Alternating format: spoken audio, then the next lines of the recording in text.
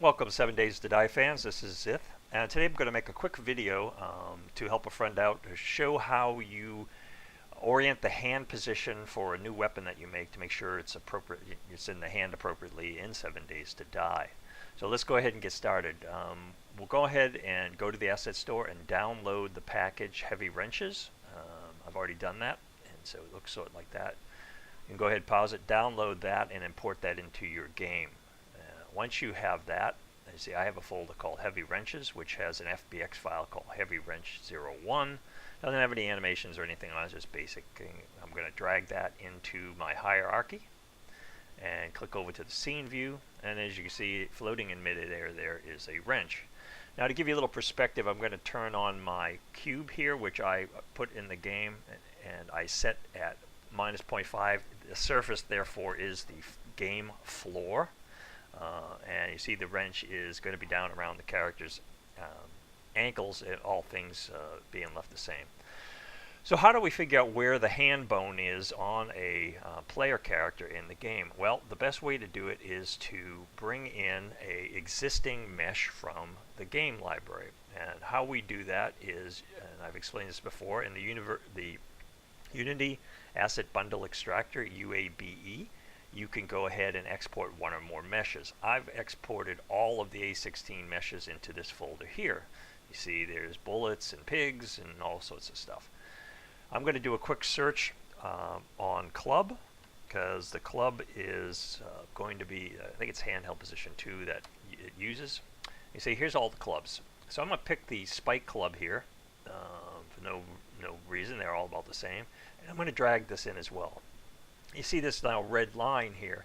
That's the correct orientation of any object that will be held in the hand using the hand hold that the club uses. So I'm going to turn the cube off here real quick, get that out of the way, and you can see the problem we have right now is if we put it in game, it wouldn't be lined up at all. Now, one quick mention, especially on club objects, the size of the mesh is very, very small, and so you need to scale any object up larger than that. That'll be a toothpick in your hand if you were to scale it to the exact size. There's no, it differs on every model. Guns tend to be about the right scale, as weapons are not so much, so just be aware of that. So the first thing you want to do is adjust the scale generally. So we'll click on our heavy wrench here. We're going to go up, and I'm going to start off by making it 1.5, and we'll play with that. It might be 2, but it's generally, in the case of a club, at least 1.5.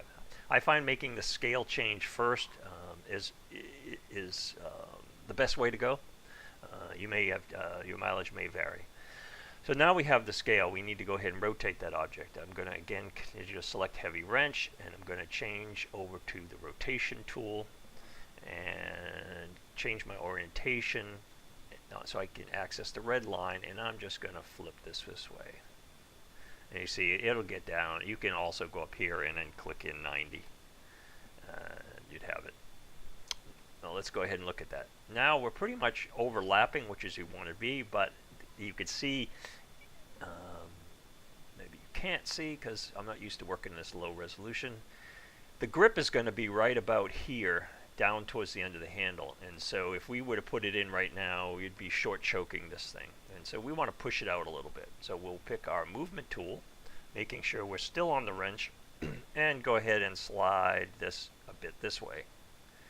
And you can see now when doing that, we're up a little high, and we'll have to bring this thing down. So we're going to do that, and you check it in all dimensions to make sure it's pretty much good. So we'll be gripping it around here. That looks about right, and might be just a little high.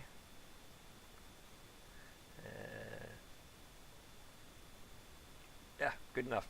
Doesn't have to be perfect, just has to be close. So there we go.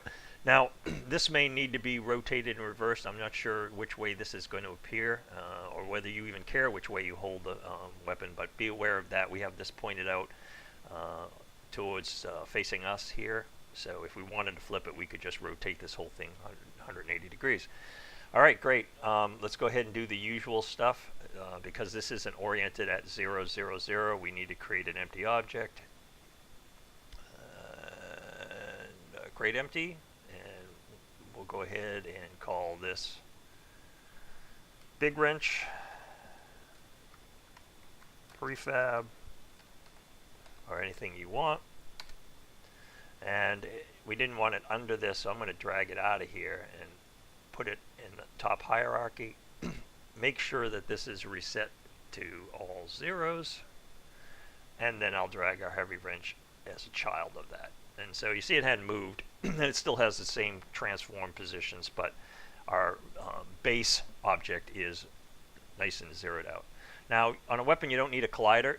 You can put one on it, and when you run up ladders, you notice it's going to be bumping into the wall. I generally leave the colliders off, and I also don't put any tags on melee weapons, because if you drop them, you're already going to be able to pick them up. There's no reason to tag them so you can interact with the weapon, unless you want to be able to place this thing like a trophy or so, and in that case, you would T-mesh tag it. So we're done. Let's go ahead and move back to the wrench folder, heavy wrench folder here. I like to keep things neat, and I'm going to move BigWrench into that folder. Right click and export it like you normally do, and just call it BigWrench. Save that, and there we go. So now we have to do the standard build, 7 days to die. I'm going to go pause this at this point, and I'll put the recording back on when I have the object in game. Well, welcome back, 7 Days to Die fans. This is Zith. While we were gone, I went ahead and used SEX to build the mod, and we should now have a wrench in our inventory. So we'll type CM for command mode, creative menu, I guess, command mode, whatever. And press U to bring that up, and let's see if we've got the BigWrench available. Typing too fast here. BigWrench, there it is. I didn't bother making an icon for it. Apologize. And put it there, and there we have a wrench. And seems to okay. Testing whacking things. Okay. You got to be careful. Sometimes your range isn't right on these weapons, depending on the length. And so I can highlight the E, and I can't hit it. I move a little closer, can't hit it, move a little closer, I can. So you can play with that, and there's also properties in XML to adjust that as well.